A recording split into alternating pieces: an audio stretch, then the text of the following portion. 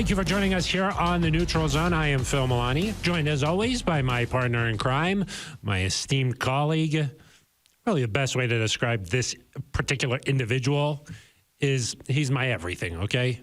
It's at Aric DiLalla. Phil, great to be back with you. Another enjoyable time here in the studio as we get set to record another great episode of the Neutral Zone. That's right, Phil. We're back for week 2. Just you and me. Yeah, no Ben Swanson. Where is Ben? I think he's still working his way back from Las Vegas. Travel delay. Yeah. If you missed Monday's show, of course, he was trying to get a nice photograph. Yes. In the team bus, and then in the team plane. Accidentally got on the plane. Yep. Ended up on the Raiders charter somehow. Yeah. He was talking about that like sphere thing in Las Vegas. Oh, yeah. He didn't want to leave that for some reason. He just thought he thought that was really cool. Have you heard from him?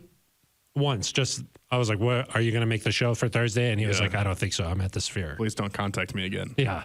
I'm painting the sphere. So that could take a long time because of course the sphere changes what it looks like. Exactly. So he's got to wait till it cycles back around to what he was painting. Time. Yeah, so that's tricky.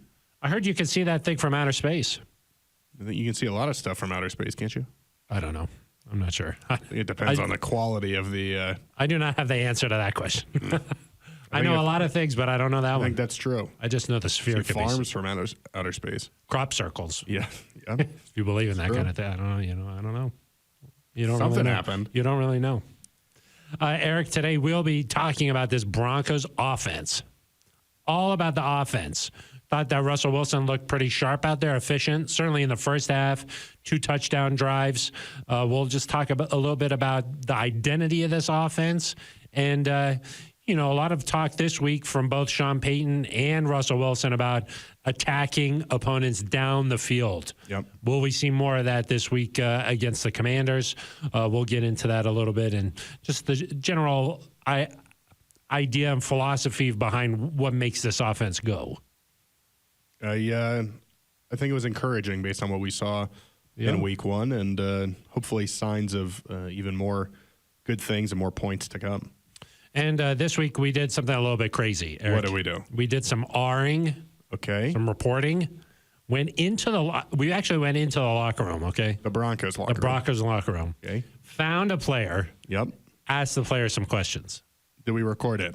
We recorded this one. See, that's where it gets kind of crazy. There's a lot that's involved, a lot of steps. A lot of steps. Into the locker room, find a player, ask the questions. Press record. But before all that, you got to hit record. Yeah. And we did that this week. Yeah. People don't realize how many different places along the way that can go wrong. They think it just happens. Right. It's just very, very complicated. Yeah, it's very complicated. It doesn't just happen that way. But somehow we were able to pull off an interview with Javonte Williams. Wow. The Javonte Williams. I don't know if you know this, Aric, but he went to UNC. This week's opposing quarterback, Sam Howell, also went to UNC. Wow. Yeah. Ben Swanson, not here. Also went to UNC. Maybe that's why he recorded. Well, but maybe that's how we put it all together. Well, that's why he's not here. Maybe there's something going on. Oh, there's like a reunion. You think's going on? That could be the case. Javonte here. Yeah. Ben. Sam Howell, of course, in Washington right now. Yeah. Ben, Las Vegas. It just doesn't make a lot of sense, but there could be something to it. Yeah. A UNC triangle for sure, right there. Yeah. So we'll have an interview with Javonte Williams. That's how we say that on the show. I like that. But Aric, more than that, this is an interactive podcast. We're here for NZ Nation. Yep, that's true. How can people be involved in this show? Phil, there's a lot of different ways. Tell me it. You can leave an email at neutralzoneshow@gmail.com. Neutralzoneshow@gmail.com. You can leave a voicemail at 707-NEUTRAL. We'll play it right here on the air. You could tweet at us directly on X, at Aric DiLalla with an A, at Phil Milani with a PH. Both non-traditional sorts of spellings, Phil. Yeah. Or you could do our favorite. You could go straight to the Broncos official YouTube page. You find the Neutral Zone. You subscribe. You smash the subscribe. You smash it. You don't click that. And then you leave a comment, and we'll read it right here on the air. And that's what we're going to do right now, Aric. A lot of conversation this week about Ben Swanson for some reason. He really gets the commenters going. Gets them going. I don't know this. This is from Mr. McNutmuffins. Okay. Almonds, maybe. Yeah. Walnuts. Pecans. Certainly no pecans. That could be dangerous. That would be dangerous for yours truly here. We need a Sidney Jones and Steve Atwater rotation for Ben Swanson if he's going to keep saying like 20 words an episode. 20 words is too much. That is too much. This one is from Scott in Centennial. Okay. It sounds like it sounds like we're like an actual radio. Yeah, it sounds like it. His YouTube handle is ready for this. Ready for this? Like it's like he's ready for it to be read on the air. Oh, I see. Scott in Centennial. Got it. You know. A long time, first time. Yeah, exactly. Another enjoyable episode. Your banter always cracks me up. Hilarious. Love that Ben was much more involved this episode. Keep up the good work. So conflicting. Conflicting, yeah. Mr. McNutmuffins and Scott in Centennial. They Ben has not been very involved the last 2 episodes. I'll say that. Agreed. Johnny Kawasaki. We love Ben Swanson, but will we ever get Sidney Jones? Well, she has. I don't really know who that is. She has Broncos now, of course. This is a different sort of podcast. This is a different sort of podcast. Topster 970. Hey guys, I think I know where Ben Swanson lives. He has that scissor lift in his driveway so he can get into his F-1750. Lol. What do you think Champagne's message will be to the team if they don't get it done this week? Which, of course, I don't even want to think about that. Well, that was from before, right? Well, he says 0-2. Oh. I don't know why he was thinking that way. Topster, would it? Got it. That was before the Raiders lost. Maybe he just felt like, hey, this is like a doomsday scenario. Yeah. Yeah, we don't want to think about that. We don't no want to panic think right now. No panic. Yeah, maybe we'll talk about that on Monday if it happened to be. We don't want to talk about that. We don't want to talk about that, but I've got a little statistic. Okay. That we could bust out for Monday show if the scenario arises. Break glass in case of emergency. Yeah. It's a nice statistic. It's in an envelope, and it's behind glass. Yeah, and it's kind of like a fire extinguisher. You don't... It's right off camera. So you can see the wide shot right now. It's just right off. It's right off there. It's where you Ben can't Swanson. Quite see it, but we'll break glass if has it in Las Vegas. That's why he's in Las Vegas. Yep. It was buried somewhere. He was finding it. Yeah, exactly. It's in the sphere. This is from Jonathan Andrus. Okay. 6928. You guys are too funny. The one thing this show is missing is a talking baton. Whoever has the baton speaks. Whoever doesn't stays quiet. No. I don't know. Pass. No, we got to talk over banter. each other. Yeah, we want to make it as hard as possible to understand what we're saying. Flacco, Jody, 2130. Can't never get past the intro. Does not like the intro. Is that this part or is that like the everything? It can't be the everything. Yeah. People love the everything. I don't know what that's. This is from Lola Bunny 1. Lola Bunny 1. Wow. Is that from Space Jam? I think so. I think that's a Space Jam reference. I like that. Looney Tunes, yeah. Looney Tunes. Although I've never seen Lola in anything else other than the Space Jam. No, but I'm not familiar with the entire Looney Tunes catalog. Yeah, the library. Yeah, so it's possible she pops up elsewhere. It's possible. Maybe Lola Bunny can confirm here. That'd be good. Did you? I said the Space Jam. I'm like, I'm an old. Yeah, I'm an old. Do you think Sean Payton would ever do Hard Knocks with the Broncos? Do you think he'd ever do Hard Knocks? Of course, we saw the Jets do Hard Knocks. Saw some guys. Every year, Hard Knocks finds a couple of guys who are like underdogs to make the team. They do a lot of profiles. You kind of start to root for them. You fall in love with them a little bit. And for the Jets this year, the guy who returned the punt in overtime won the game. That was a guy they profiled. Yeah.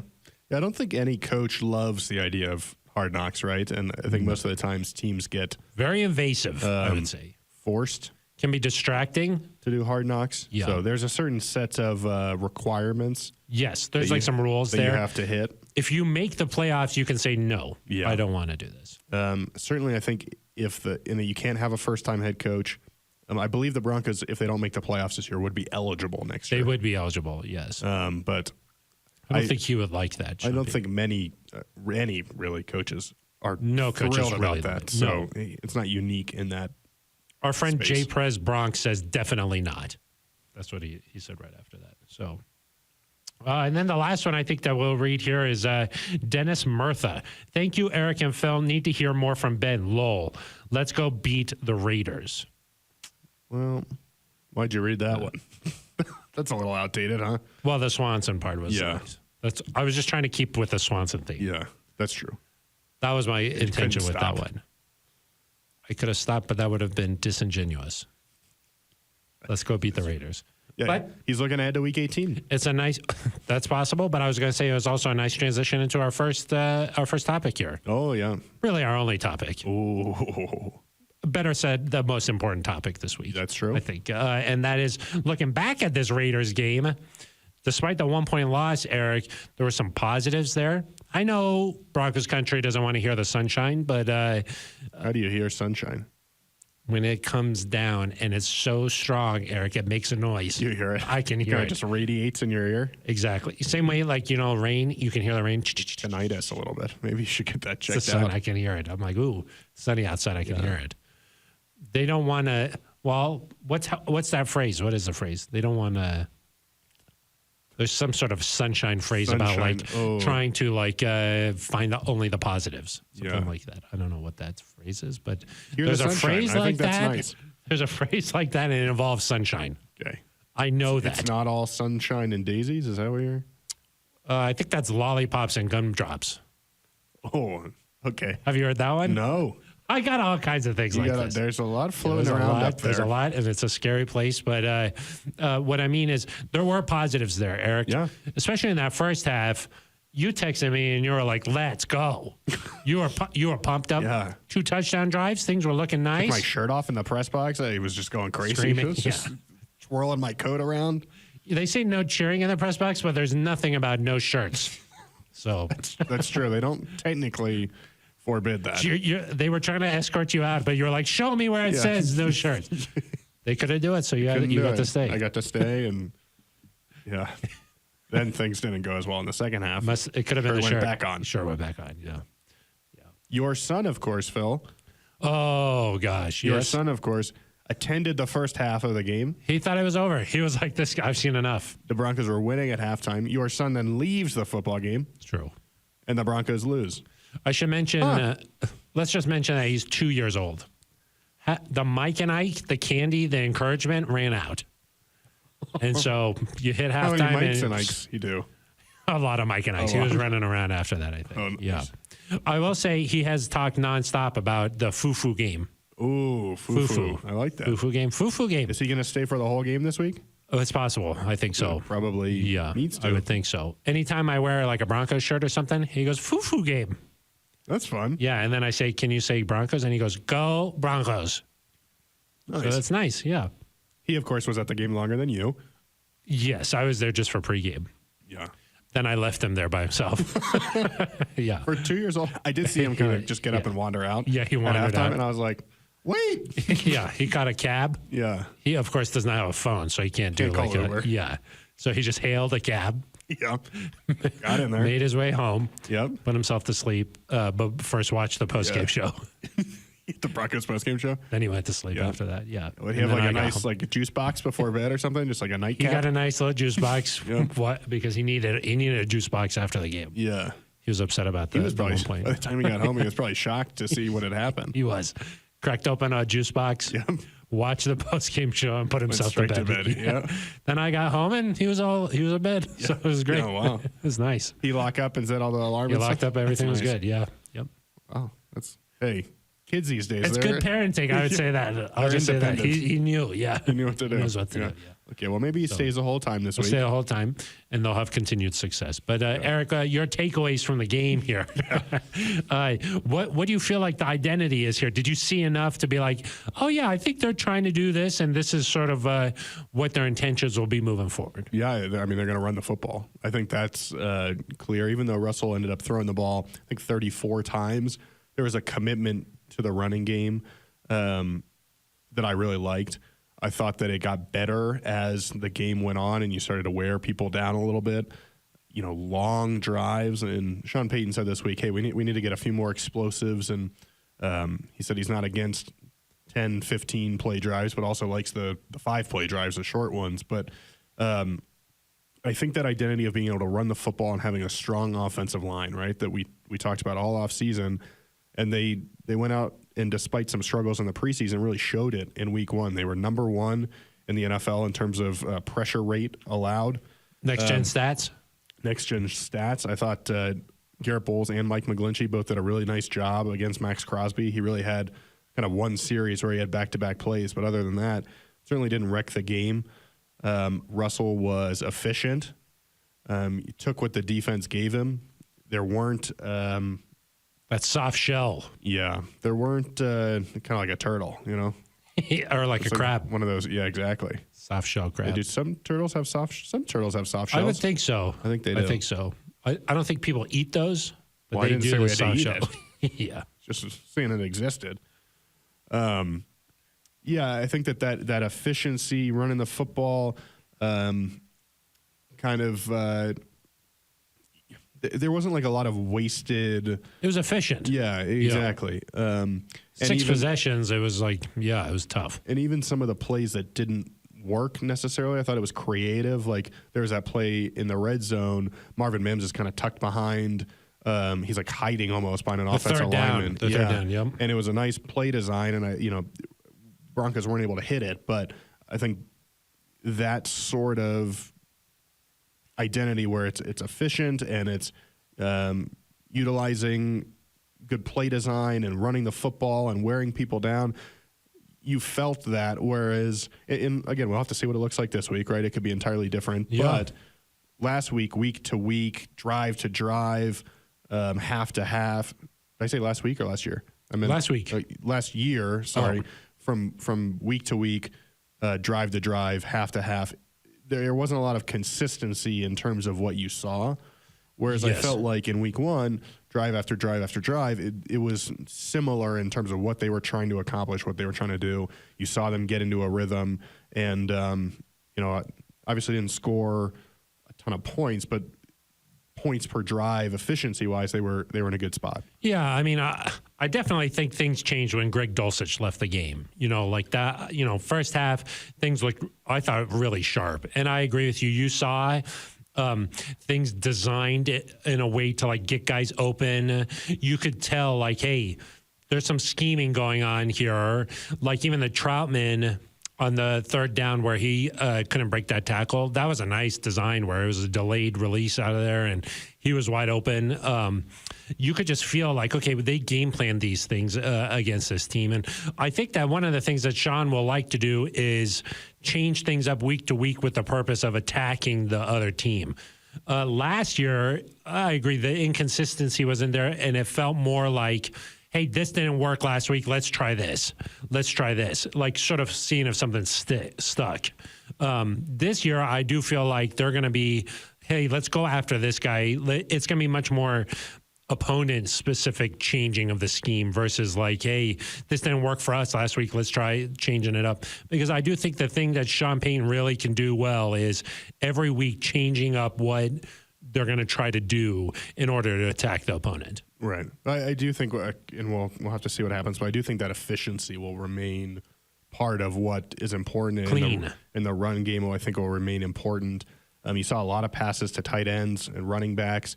And again, part of that, like you mentioned, was dictated by the coverage the Raiders were playing. But I saw an article yesterday that there were fewer deep shots last year than any year since like 2003 or 2004. And it's just the way that teams are playing now where they don't want to let a Patrick Mahomes beat them deep, and you're going to force teams to go 10, 15 plays down the field to beat you. And so I do think that some of the stuff we saw against the Raiders could be consistent moving forward. And again, is there a different matchup you can attack each week? Certainly, but I think the general idea of, hey, let's run the football, let's be efficient, let's make quick decisions, that's going to be, let's get Russell outside the pocket. He had really good numbers throwing outside the pocket on the run against the Raiders. Those are the kind of the things that I think the Broncos can do well. And, I don't think it's going to be hey, drop back and hold the ball for 10 seconds and try to chuck it deep every time. Yeah. One answer from Russell Wilson this week was really interesting. He was being asked about attacking downfield, creating those explosive plays.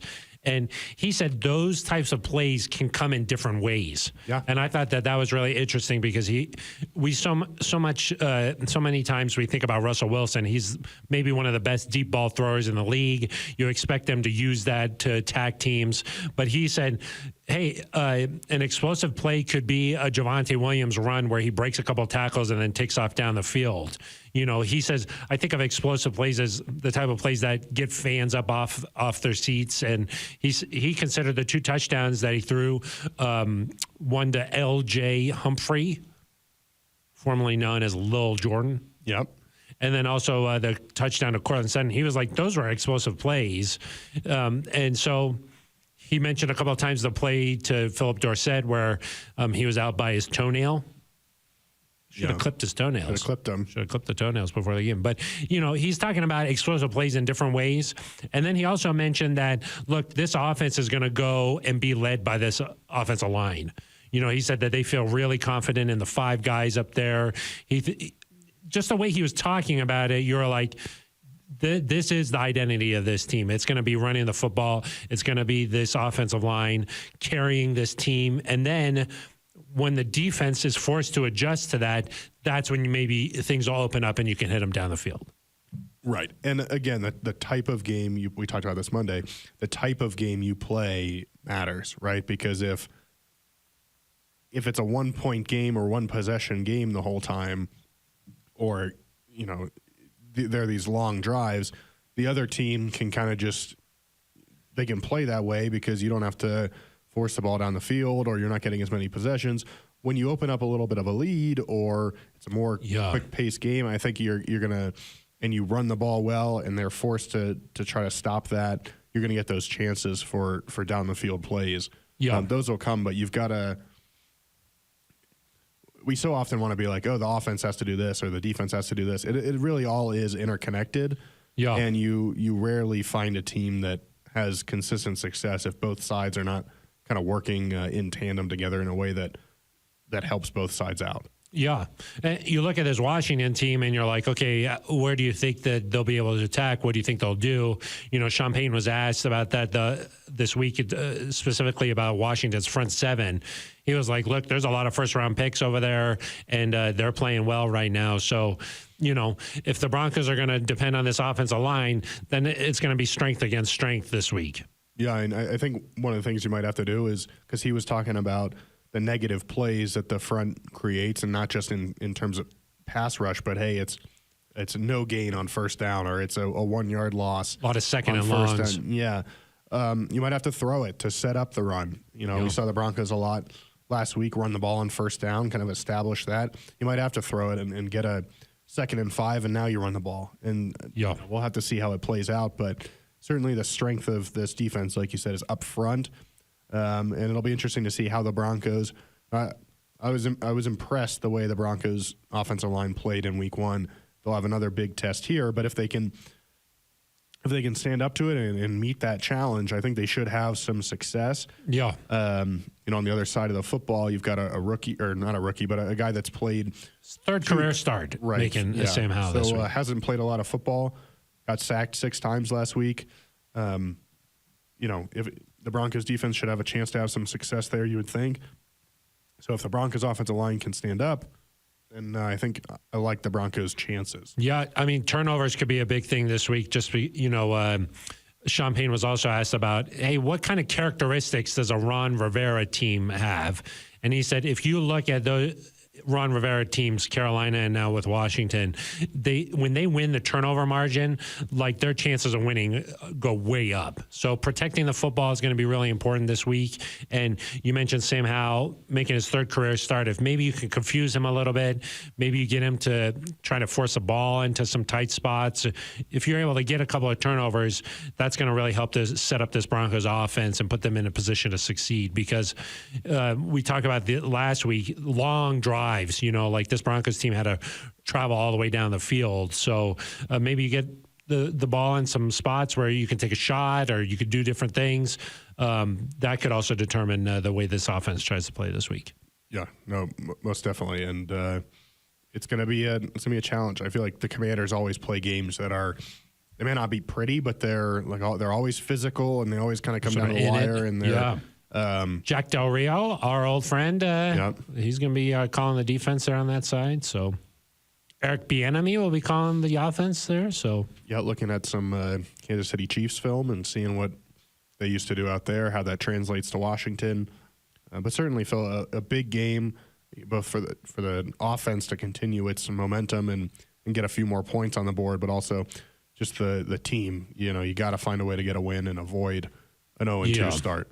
Yeah, the statistics for 0-2 teams, it's not great in terms of trying to make the playoffs.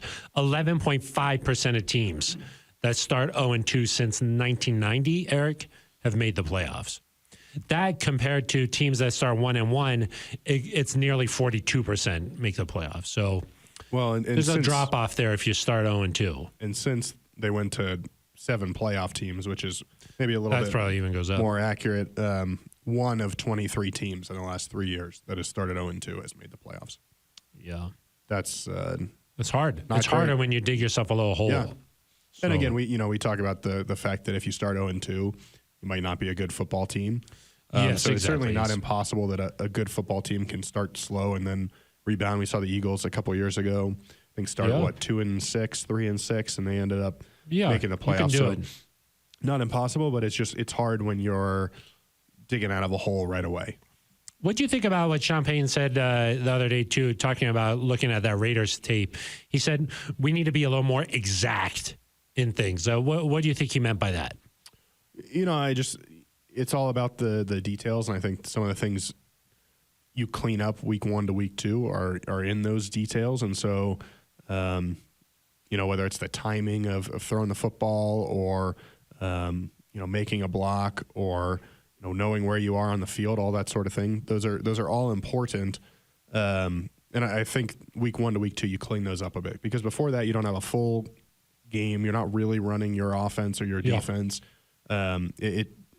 I would expect, well-coached teams to take a jump week 1 to week 2, and certainly under Sean Payton, you expect the Broncos to be one of those teams. Yeah, and he's all about teaching, talking about teachable moments there. I do think that some of these finer details, if you just clean that up just a touch, it can make a big difference in the game. Yep. And even like a Philip Dorsett play, if he's just a little bit further inside, not along. I think that James Lofton during the broadcast called that the ladder, the little hash marks there along. He was like, you don't want to be in the ladder.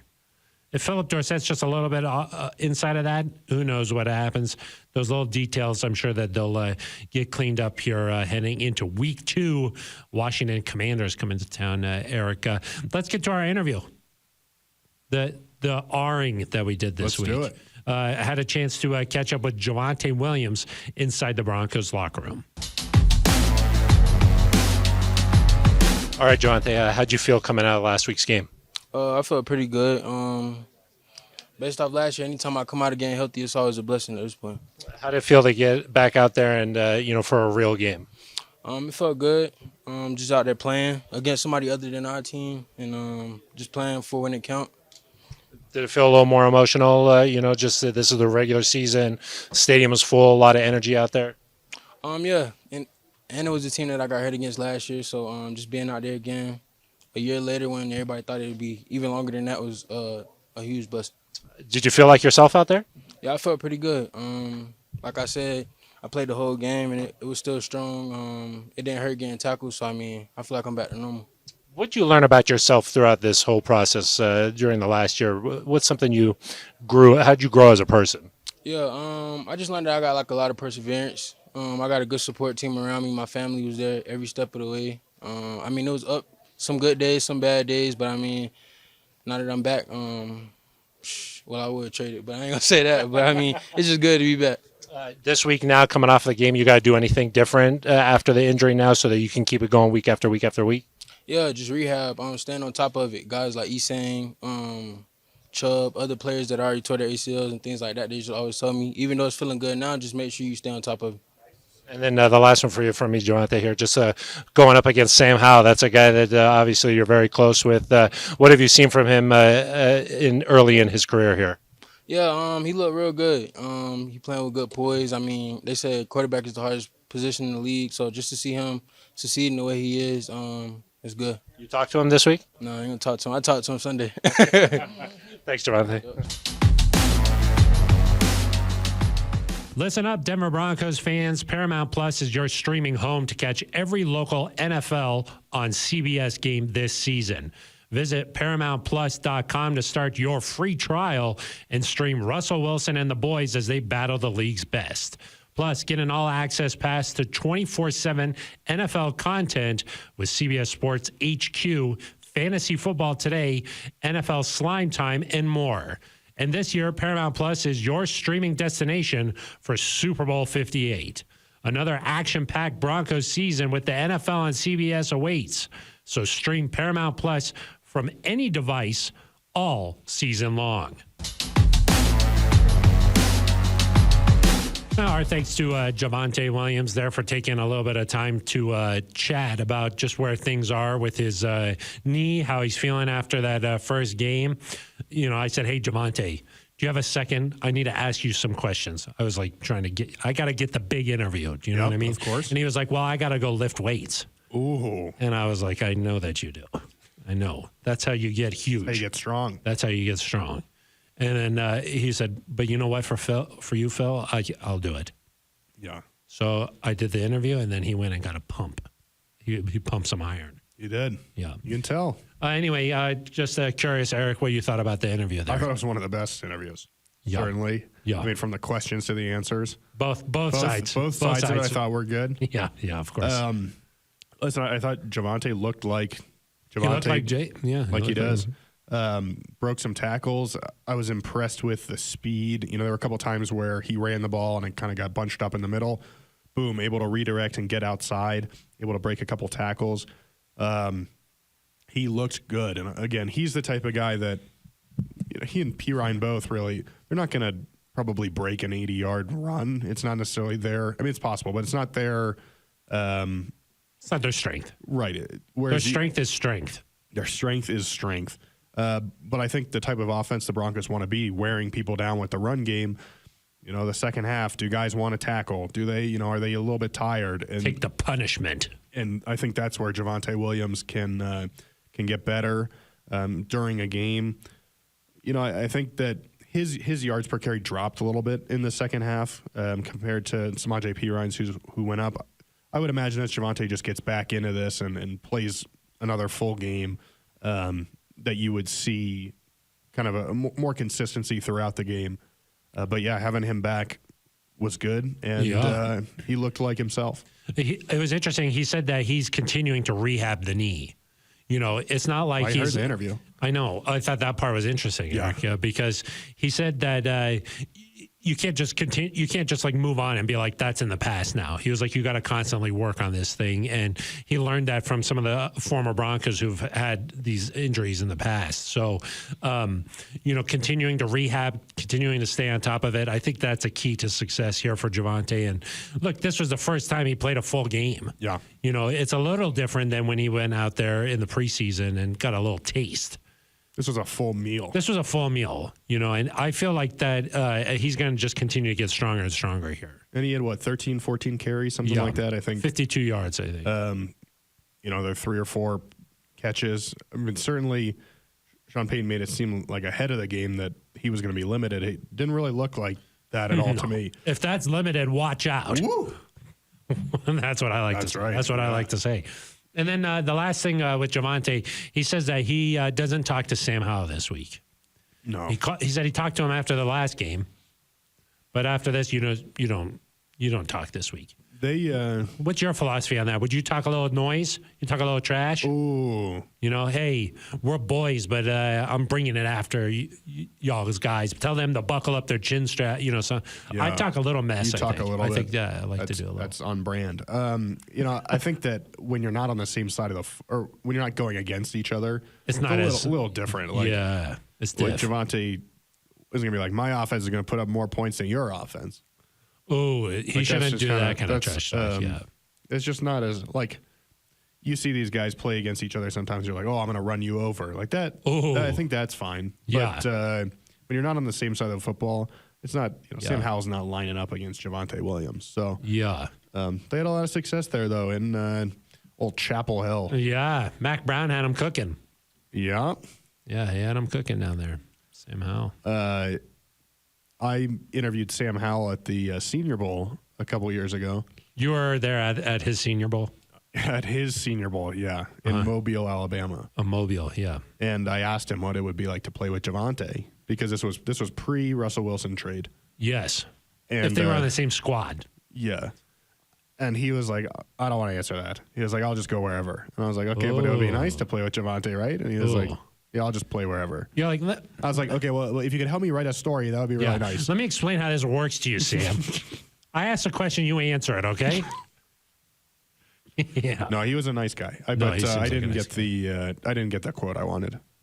I was sad wouldn't give about it to you. I was sad about it. Yeah, he maybe knew. He knew. Maybe, he knew. Like he knew. He was someday. like, week 2, 2023.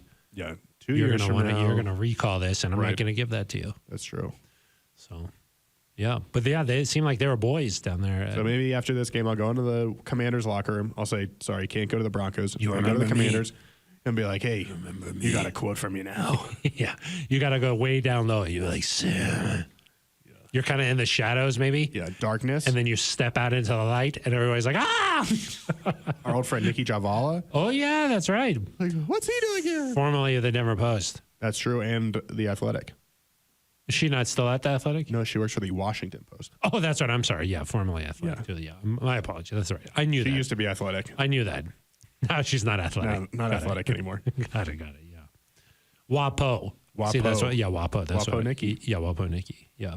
That'll be nice to see Nikki. Of course. Yeah, good friend of the program. Good friend of the program. Good friend of Mike Kliss, of course. Of course. You wouldn't want. Can you confirm that they're friends or no?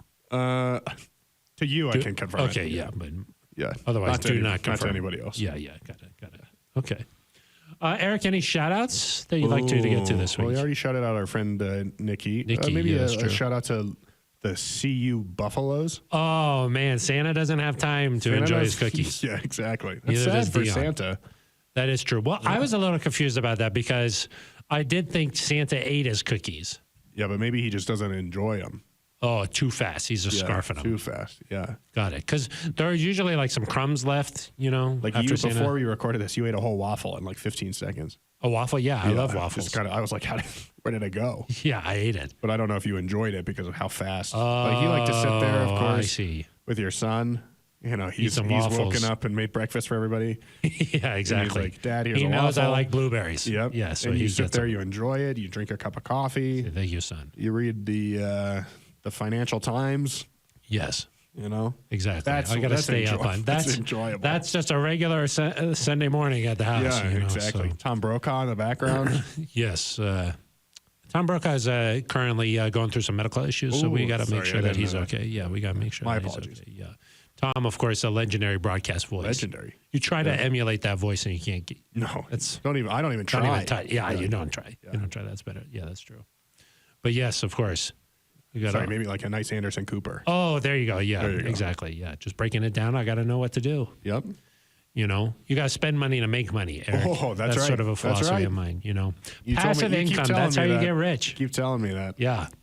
After the show, I got something I got to talk to you about. You know, it's a great opportunity. Yeah. So Yeah, it starts up here and then it kind of trickles down. and then it goes way up. What is the kind of business plan? What's it shaped like?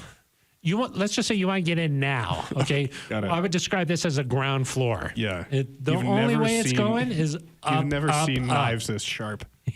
Yeah, exactly. Yeah.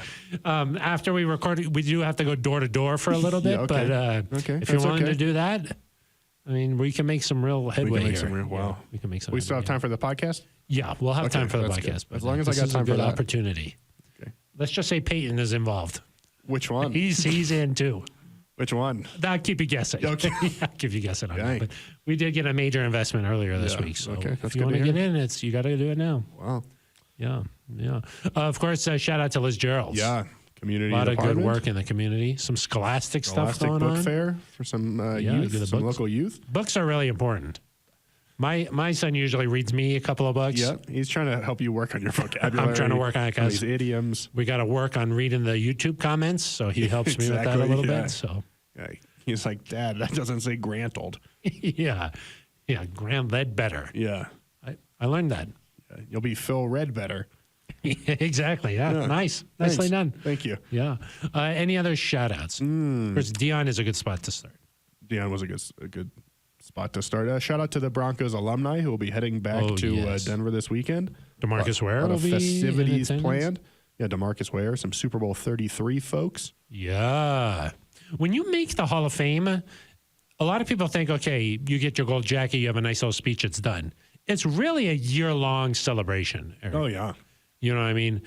All the way from when you find out that you've been voted in through the ceremony, and then you continue to have some enjoyable moments. Oh, absolutely. So it'll be nice to It's catch up with exciting. Good DeMarcus to see again. him. Yeah. Yeah, and then the Super Bowl 33 guys, Back to back.